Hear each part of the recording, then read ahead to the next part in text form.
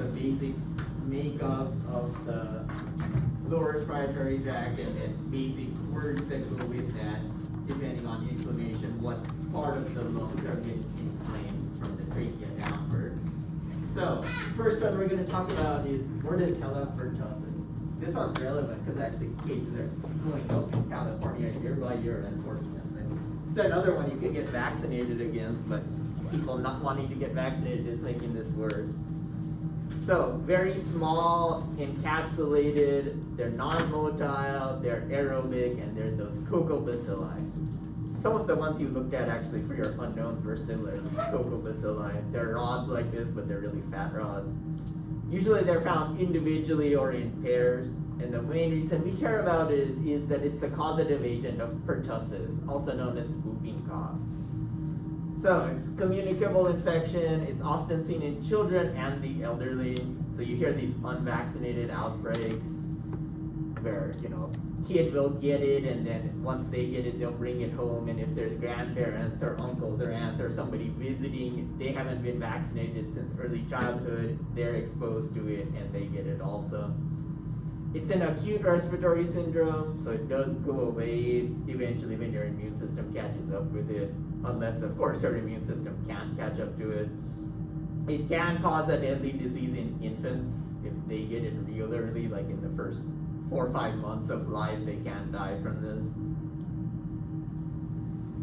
So, virulence factors, it has adhesion molecules that are going to allow it to specifically bind to our ciliated respiratory epithelial cells. And if you remember, when we talked about innate immunity, those are the ones that are always beating in one direction to bring stuff out of your lungs. As they do that, they're moving that mucus and stuff that's trapped in that mucus.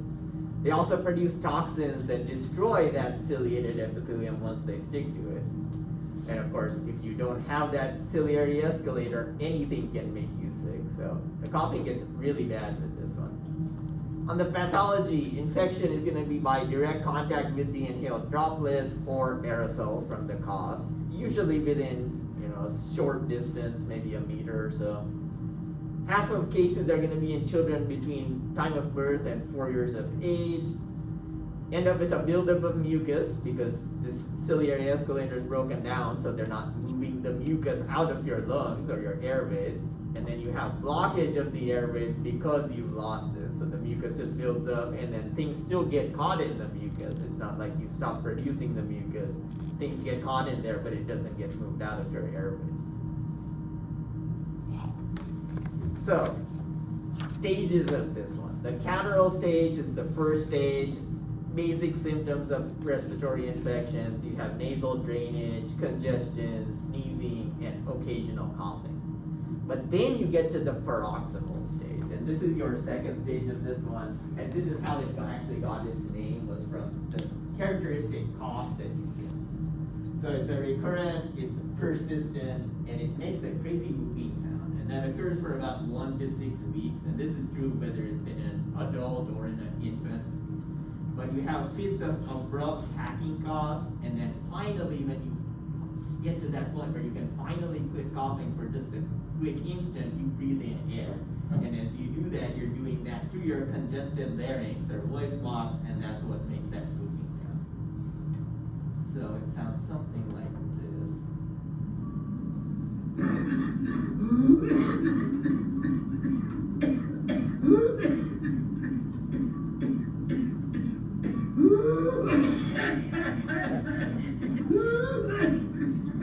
So way worse than your baby, and you can hear that sound.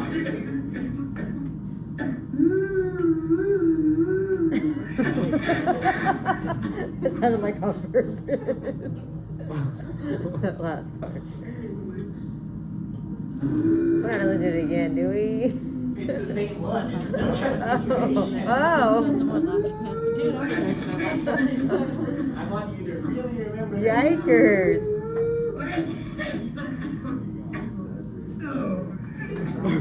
You know what? This is always the guy that's like, or doesn't want to wear the bike. So, yeah, it's a characteristic sound that you will not forget. Their O2's Here. mean, they're like the Wow. Lastly, you get to the convalescent stage when you actually start recovering, and that's where you have less frequent coughing, you have less severe coughing, you have less of that whooping sound as you start to recover. And even this can last several weeks and sometimes even months, but you just get past that characteristic, the whooping cough itself, then it's just the regular random cough that you have, throughout the day for several weeks. Next one is Mycobacterium tuberculosis, which causes tuberculosis.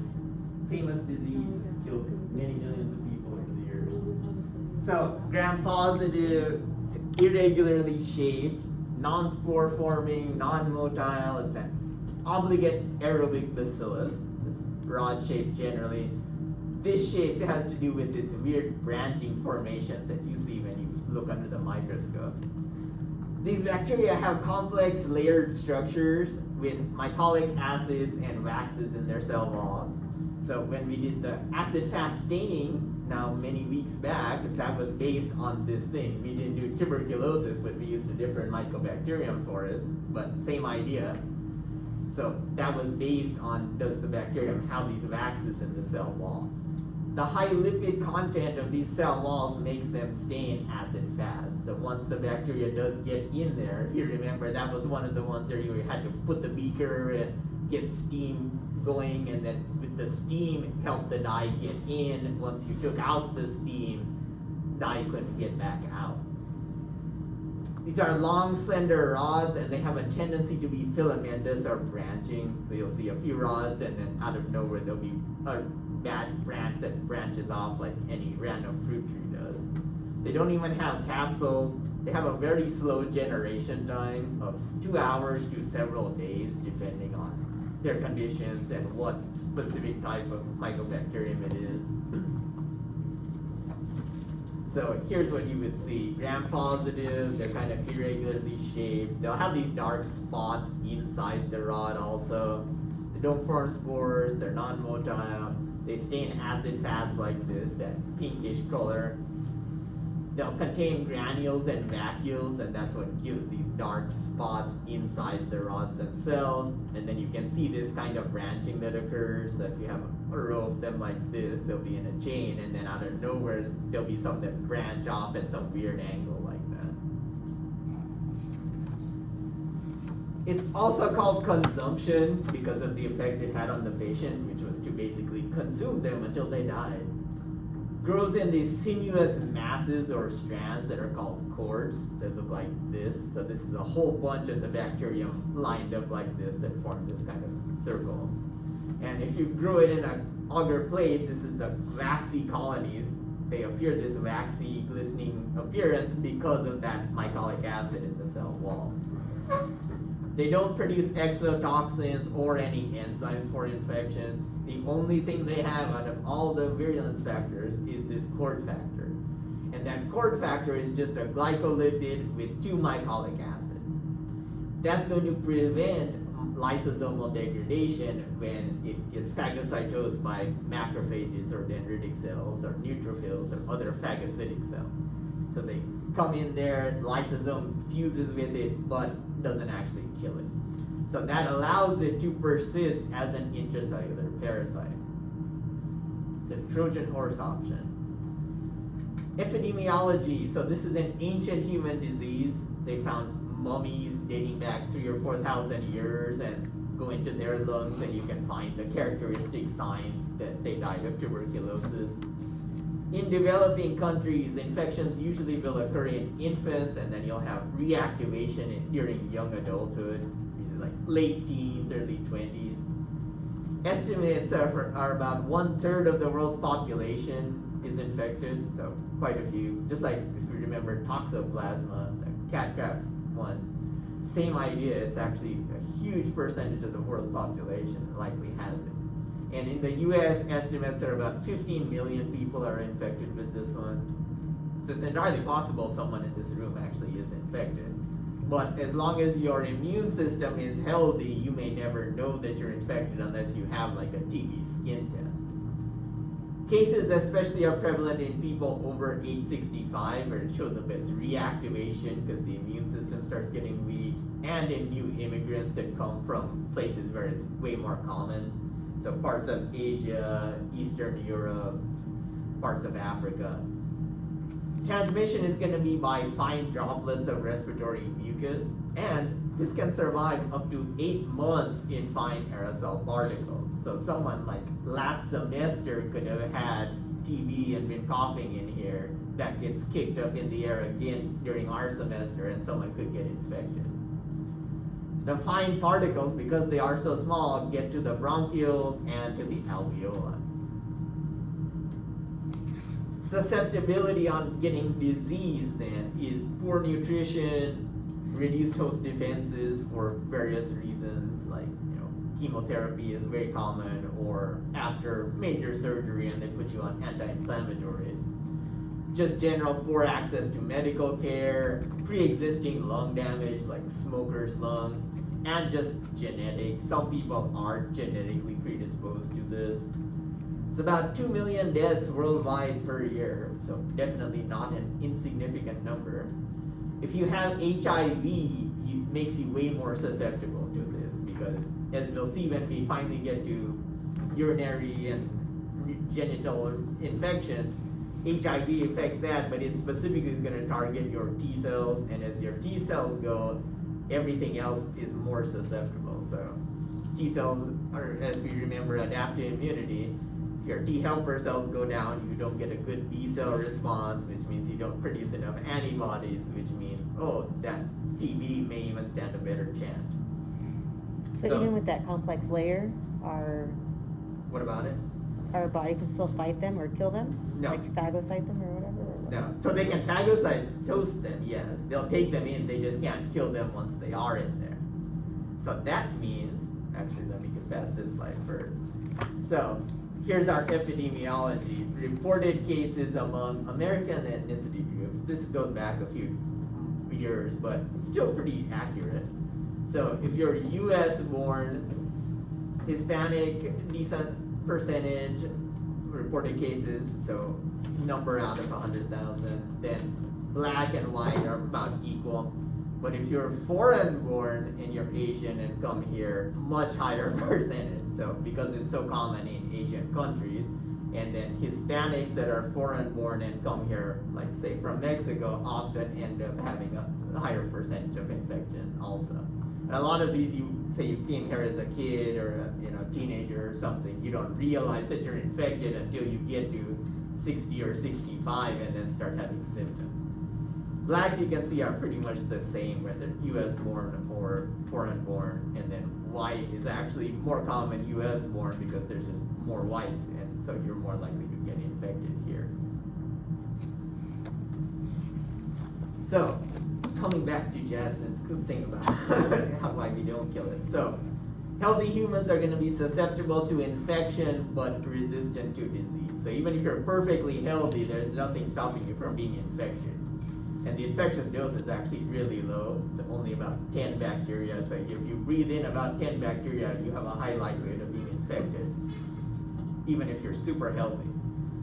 But as long as you are healthy, your body can wall off the infection, but it can't eliminate the bacteria.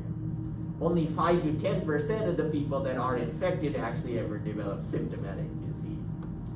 So you can have a slow progressing chronic disease then, especially if you have pre-existing conditions like smoker's lung or lung cancer or something like that.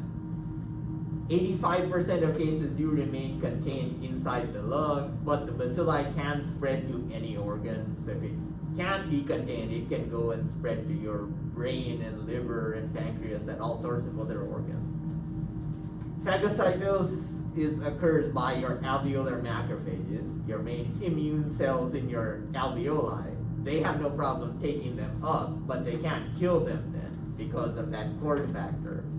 So they get taken in the phagosome, lysosome fuses with it, still doesn't kill it. And so they continue to replicate intracellularly in these macrophages. That's when you have an asymptomatic phase, or at most maybe a mild fever. Then you develop primary tuberculosis. So about 3 to 4 weeks after exposure, you get a cell-mediated response in your lungs. We remember skewing of T helper responses. So this is a T helper 1 skewed response. That means T cells, cytotoxic T cells, increased intracellular killing by macrophages. You have a huge mononuclear cell influx. So monocytes, macrophages, lymphocytes all come to your lungs where this is happening. And that's when you'll form tubercles. Initially, that's going to be all these phagocytic cells and some of these lymphocytes. They're all there saying, hey, yes, I'm here, I'm going to clear up this infection. Once they get there, they realize, oh crap, I can't clear up this infection. That's when they'll form a walled off structure that basically contains the bacteria since they can't kill them. So tubercles are just granulomas. Granuloma is just any area that has a bunch of granulocytes and is walling off something inside there. But specifically the ones that are caused by tuberculosis are called tubercles. Inside there you'll have a core of the bacilli, which are not dead, and enlarged foamy macrophages. Basically the macrophages take up these bacteria. They don't think, oh yeah, I can kill them. They actually can't, and they start getting really mad because they can't kill them. So they just keep releasing more and more cytokines, and that's what causes this foamy appearance of them. This whole thing is surrounded by a wall of neutrophils, fibroblasts, and lymphocytes that are all there to help wall off the bacteria. So tubercles, when they work naturally and you're healthy, they will prevent the spread of the bacteria. They'll never kill them off, but they do at least prevent them from spreading elsewhere in the lungs or else in the body. But they also cause lung damage because that enclosed tissue becomes necrotic, so it starts to rot away. If it's just a small area, you may not even realize that that's happening. If it's a larger area, you may have some issues. Then if they were to do a chest x-ray at this point, you would actually see these tubercles that have formed in there. And that's often also how you can tell you have TB, is just you go in for a routine x-ray and oh, you have some of these deposits of calcium. So eventually when that tissue rots away, it's replaced by a calcium deposit, and it shows up on an x-ray because x-rays pick up bone. So it looks like these nice white, bright spots all throughout your lung. That turns out to be where you've had these tubercles form. So here's our bacilli in the center of a tubercle. Here's these foamy macrophages that are really pissed off at the bacteria. Around there you have epithelial cells, fibroblasts that are laying down fibrin, similar to when you form a clot, and then you have B cells and T cells. And all of those together won't kill them still, but at least they can contain them. That's when you go into latent tuberculosis. So during latency, you'll have live bacilli, they'll remain latent in these tubercles. Even though they're aerobic, they still just minimally metabolize things so they get just enough oxygen to stay alive. But they can be reactivated then weeks, months, or years afterwards whenever the immune system gets compromised from cancer or surgery or anything like that. During reactivation then, those tubercles burst open. If your immune system falls apart, like your macrophages or lymphocytes or something starts going down, this wall breaks down, the bacteria can come out. So during that then, these tubercles will drain from the alveoli into the bronchial tubes and come back all the way up thanks to your respiratory escalator, bring all that stuff back to your throat. Symptoms at that point are violent coughing, bloody sputum, low-grade fever, anorexia, loss of weight, fatigue, night sweats, and chest pain. And all of these symptoms occurring together is how it also got its nickname consumption, because if you're having all of this, you're getting consumed pretty badly. Reactivated disease is about 60% fatal if you don't get treatment for it. So you have a high likelihood of dying if you then don't go to the hospital for it. A lot of homeless people end up dying from this. Also veterans, if they've gotten it in some other country, and then of course they have lots of other issues health-wise often, so a lot of them end up dying from this also, or they have severely damaged lungs. If you develop extrapulmonary tuberculosis, that's where it's actually outside of the lungs, So you'll have draining of those tubercles. Once it goes out of there, it can spread via the lymphatic system and go elsewhere via the blood or the lymphatics. So then it can infect your lymph nodes, your kidneys, your long bones, like the nice red gooiness inside your bones, genital tract, the brain, and the meninges. And in any of those locations, your immune system can't contain it. This has a really high mortality rate even after treatment, especially if it spreads to the central nervous system, like it gets through the meninges and into the brain and spinal cord. Then even after treatment, you're likely to die from it. Other downside of this one, which I'm not mentioning here, but there is more and more cases of antibiotic resistance with this. So it's harder and harder to treat. Normally the routine is at least 1 year of antibiotics if you're diagnosed with this. Like if you have a positive TB skin test, they'll put you on antibiotics for a whole year to get rid of it, because it takes a while for the antibiotics to get inside those cells, because it's an intracellular bacterium then. But now there's more and more cases of where it just can't be killed with anything. Then usually, yes? Sorry, there's medication now, it's 9 months. Oh, it's a little less then. We Is it a have- combo therapy where it's like more than one together? Oh yeah, 6 pills. There you go. Okay, so that's a little better. Good news. But there's still a few cases, apparently in Russia and in Peru at least, both of those areas, that still nothing can treat it. So they've just put those patients in containment zones, isolated wards, and they're just on their own until they die from this. So that's a little worrisome for coming years, though. How many cases of active TB do we have around here, Sador? Oh, right now? Oh, okay. In any given year, what's our numbers like? 2000, we just had a meeting about it today. Oh. 2018, we had 16 active cases. 2020, I think she said we had like 8 or 9. Okay. I can't remember 2021, I spaced out. Good plan. A lot But of this. currently we only have 2 active and we have 16 suspects. Oh. And we do treat the suspects too. Okay, good. Interesting. So yeah, it does happen around here, that's for sure. And probably some that go to Mexico or immigrate from Mexico to here also, right? Mhm. Yeah, that would be a source of it also. And you can get arrested if you don't get treated. Yes, also true. We had a homeless, so we have to go out and give them their medication to make sure they're taking it. And the homeless was refusing to take it. This person wouldn't take it. He was super aggressive, so we had to call the PD and they arrested him. And he was there for 9 months until he finished treatment. Wow. Which is probably a good thing, because then you're in jail, then you get the food and everything. Yeah, because maybe he also. did it on purpose. We could have a roof and 3 square meals. Yeah, exactly. It might actually be better. Not during TB outbreaks or during these guys. How did you figure out a homeless guy had it? Because he ended up in the hospital. Oh, So- here he came like sick. Yeah, so most of our patients are, because they're in the hospital, so they'll call public health. Or Yeah. they'll send a referral to public health. And then we have to make sure they're taking their medication. Like, we literally have to track them down. TB police? The public health, yeah, the generalists, public health nurses, and there's community health technicians and health aides. So that's what I do, y'all. That's what I do. And she's still here for this class, even after getting an SID thanks today. That takes effort. So, going into viral diseases of our lower respiratory tract. Pneumovirus, also called respiratory syncytial virus. This has been going up in the area also, especially youngsters, like infants from birth to like 2 years of age.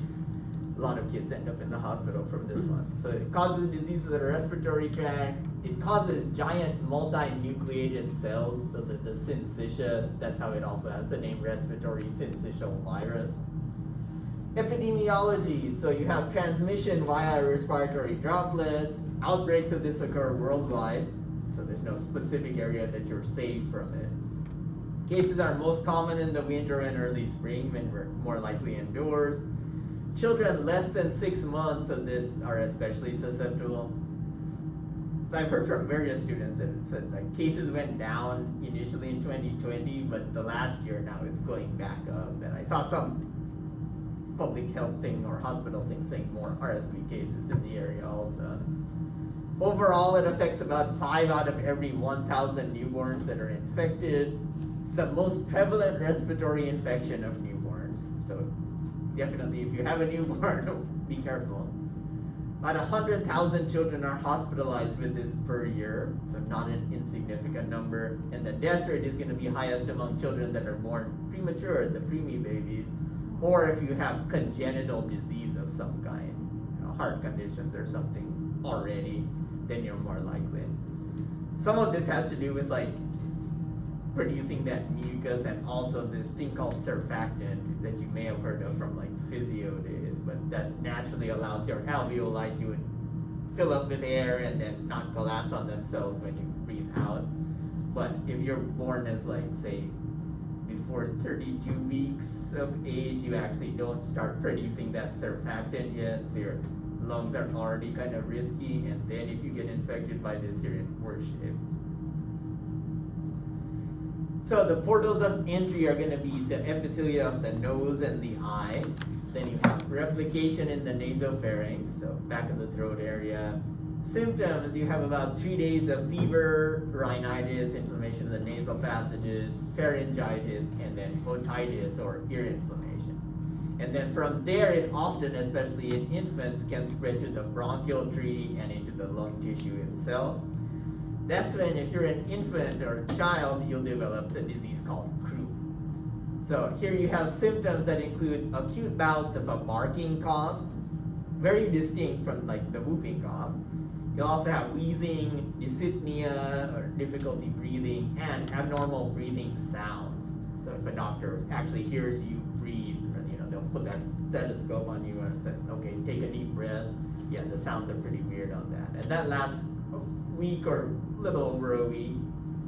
Older adults from this can develop pneumonia also, which you can die from.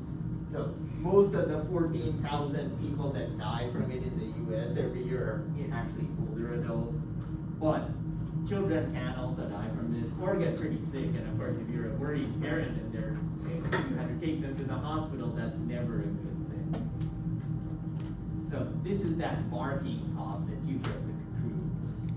And some of you may have had kids that have gone through this, so you may recognize it.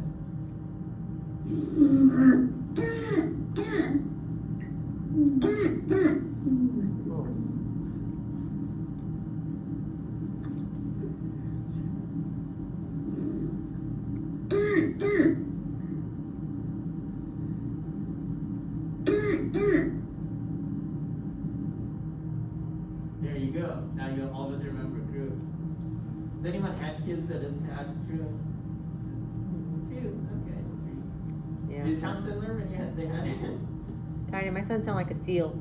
Kind of like more like that. It was Yeah. a little bit deeper, but we would call him the seal. That's evil. That's what it sounded like. Yeah. The highlight for micro is that these people that have kids already, they can relate to a lot of these kind of diseases. Other big one that we want to talk about for viral diseases of the lower respiratory tract is influenza. Because once all these mass mandates disappear, flu is going to come back this coming winter with a vengeance, I think.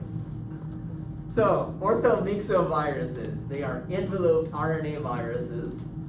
They're single-stranded, and they interestingly have a segmented genome. We haven't really talked about viruses with a segmented genome besides when we did the overview of viruses and we said viruses can have a segmented genome. But this is the example that actually has that happen. Influenza is also a negative sense virus, so it has to be made into positive sense before it can be translated into protein. And it specifically causes influenza or the flu. 2 types of influenza virus, A, B, and C. Type A is the one that causes most human infections. It's the one that they mostly care about when they develop a flu vaccine for the yearly routine. It's also an infection of the respiratory tract cells. This one that makes things bad for us is that it has two glycoprotein spikes. Those are the virulence factors. And those two are hemagglutinin and neuraminidase, HA or NA. So H and N also is abbreviations. There's at least 17 different types of hemagglutinin. The main ones that affect humans are H1, H2, and H3, but there's up to 17 different types. And then neuraminidase, there's at least 9 different types. The main human viruses are N1 and N2 subtypes, so that when you hear, oh, there's another H3 and 2 circulating, that's the two things.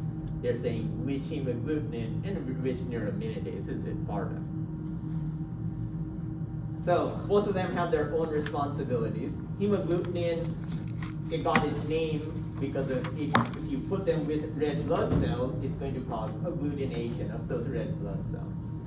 But during natural infection, it's actually that the virus can't bind to your respiratory tract cells without having hemagglutinin. So it allows that binding to them during natural infection. That's why it's the most important virulence factor. So if the virus did not have hemagglutinin, it couldn't get to those respiratory tract cells to even attach. Then neuraminidase is another important one. It's an enzyme, and it's going to break down the respiratory mucus that our respiratory epithelium is naturally having produced. So the virions don't get trapped in the mucus. Mucus is being produced, so it traps those kind of things. This enzyme cuts right through that mucus. So the virions don't stick to each other, and they don't get trapped in the mucus when they're trying to get away to infect new cells. Also, it will help in budding off of the virus from the cell. So it kind of cuts, if you remember when we talked about budding off, and it sort of forms a little blib that's about to come off if it's an envelope virus. So right at the end, when that balloon is about to come off the infected cell, it actually helps to cut that connection so that now it can go and infect a new cell. So there's a lot of genetic variability in the influenza genome, which is why they recommend get your yearly flu shot. Apparently this flu shot that just went around this past winter sucked. It was like 20-some% effective, which is better than no effective, but they shoot for ideally like 50% effective is a good vaccine. Things that are worse than that are pretty bad, and they don't really show a noticeable effect on cases. So genetic changes are going to occur in the spikes, so either H or N. But the regions of H and N that are commonly identified by the host immune system, that's where the variation is going to be, because it's not purposely, but those are the changes that stick are the ones that get it away from your host defenses. So this decreases your immune response. There's little variation though in the regions where the attachment actually occurs to the host receptor. That can't change because your host receptors aren't changing. So viral attachment can continue. That leads to two different processes, antigenic drift and antigenic shift. If you go through antigenic drift, that's just your constant genetic change of your two glycoprotein spikes by mutation. So DNA changes, that changes what the amino acid ends up being. Just constantly happening at some slow pace. So it's a gradual change. That means you have a decreased ability of your host memory cells to recognize them in the future. So if you had the flu like 10 years ago, there's going to be a lot of mutations that occurred in those 10 years. You get exposed to the same virus, but now it has, say, 10 different amino acids from what it used to be. You have memory cells against that original version. Those memory cells may be pretty ineffective against this version. So here's what we're talking about. Here's whether this is HA or NA, either spike, but say they're sticking off of the virus. Here's the viral envelope, here's the spike sticking out. So antibodies are antibodies that we produce. They'll stick to the side areas here. That's where they have the ability to bind. And that's the part that will keep mutating and changing. So having the antibodies bind there one time, they may not bind there the next year. But these blue regions here, that's where it has to bind to the host cell to infect it. That won't change because the host cell isn't changing, but antibodies can't fit into this area to actually bind to it. So the parts that are changing are the parts that the antibodies can get into and react to. The parts that aren't changing, antibodies can't get into.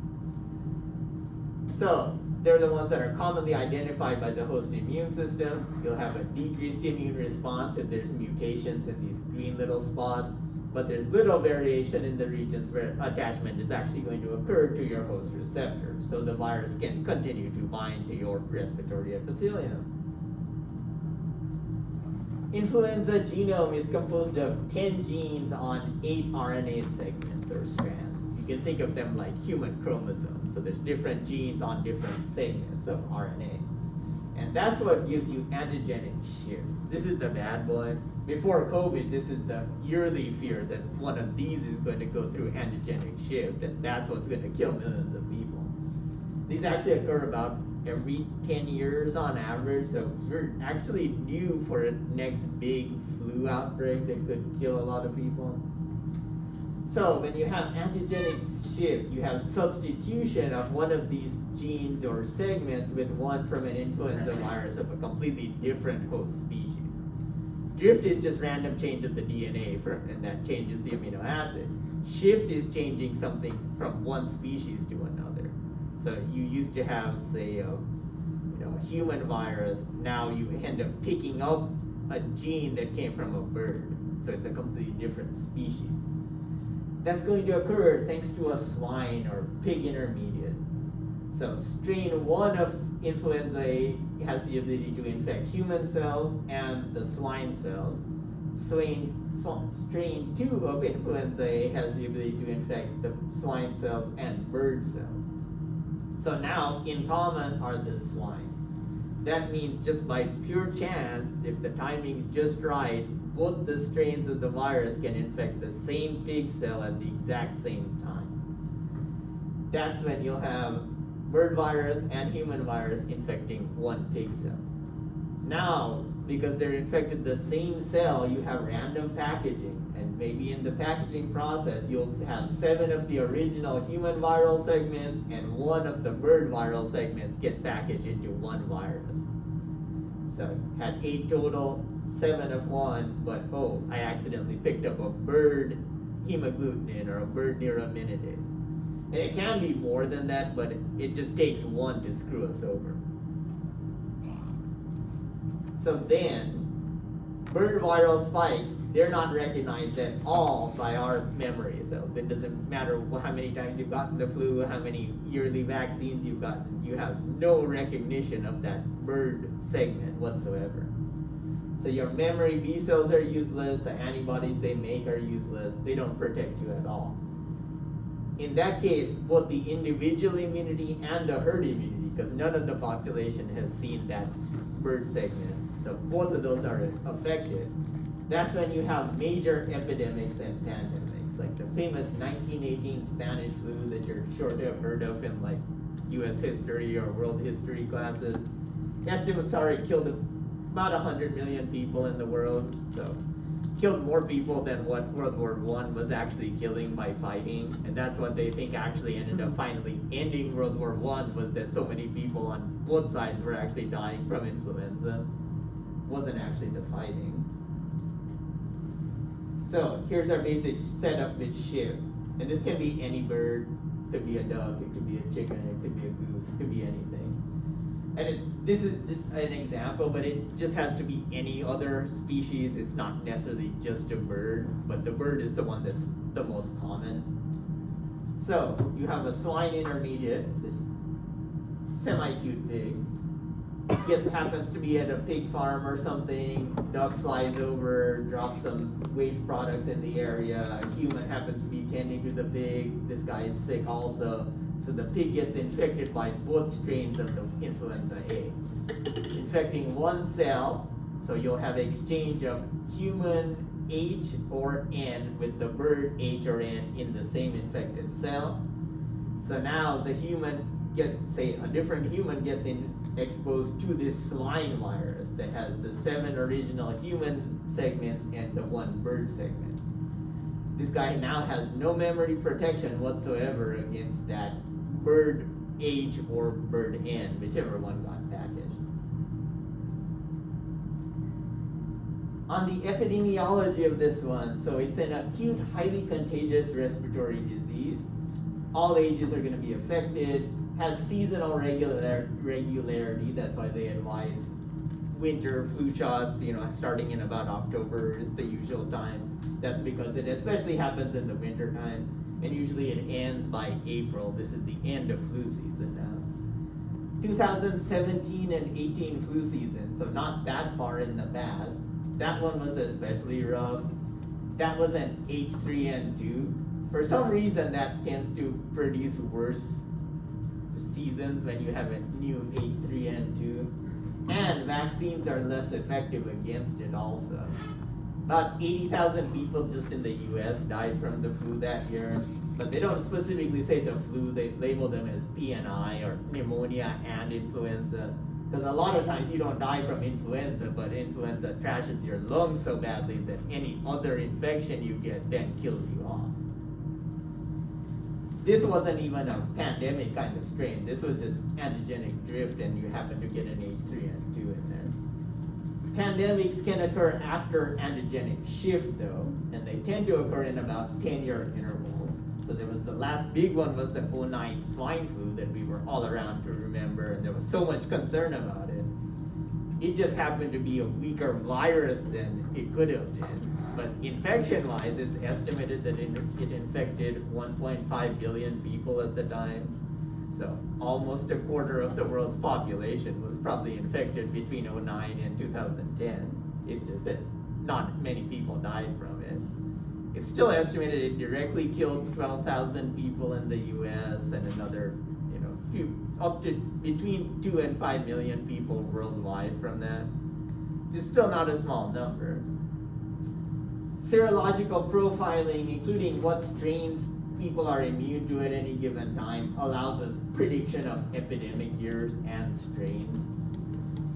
A lot of this may have been delayed because of just fewer cases worldwide with all the mask mandates and things like that, and people just not traveling as much, not airline restrictions, train restrictions, ship restrictions. So you're just, even if you have a flu strain, you're just not spreading it as easily as you would in a normal year. So if everything disappears with all the restrictions, maybe next winter we're gonna have a rough flu season, but that's a maybe. The route of infection is mainly through virus-laden aerosols and droplets, so coughing and sneezing. Fomites like doorknobs and faucet handles are a secondary source, so the virus can survive up to 24 hours on fomites. Crowding and poor ventilation is why it happens in the winter time and it doesn't tend to happen in the summer.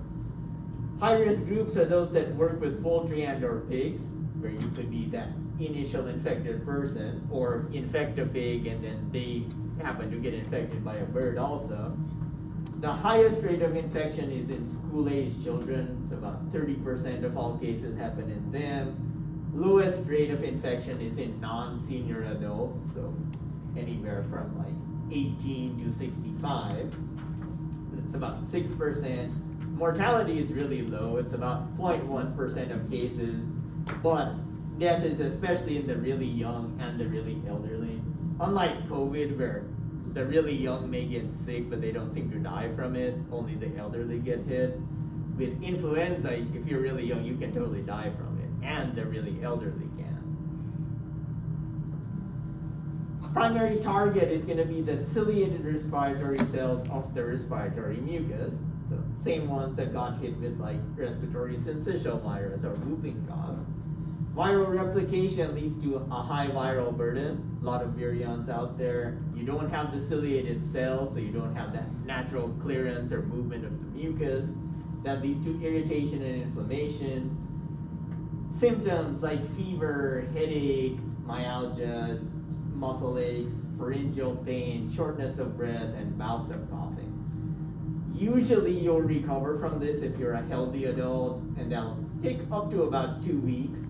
But during those 2 weeks before that epithelium restores itself, that's when you can be exposed to a secondary bacterial infection like Streptococcus pneumoniae or Staph aureus. So a lot of the deaths come from these two after you've already had influenza. That gets us through 4